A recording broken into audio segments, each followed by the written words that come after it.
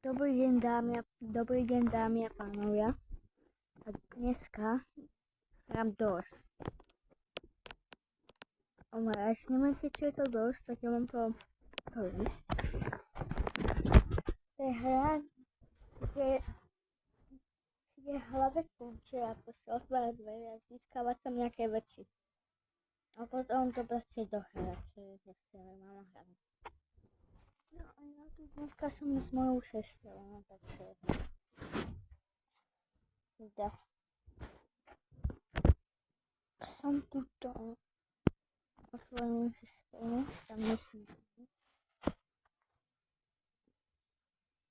Idem. OK. Tak, ďalšie dvere. Tuto idem sem do izby nejakej, či je to? To nie je to zavreté. OK. Tak idem teda. To idem. Dobre, mám otvorený nejakú. Tak, no. Tu je to. Spojím si. Tak som toto dáme. Čo je? Aha, tu je skriňa.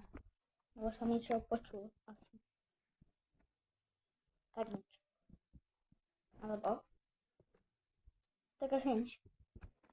Dobre, tak idem, otvorím dvere. Tu je nejaká jedna postelovka. Asi jedna izba. Tuto... Tam nechcem schovať, lebo treba si tam dávno. Tak teda... No. Tak idem.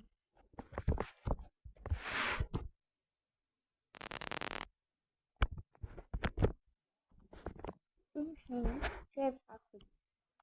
Mňa zajíma, čo je v záchode. OK, tak asi nič. No. Pardon.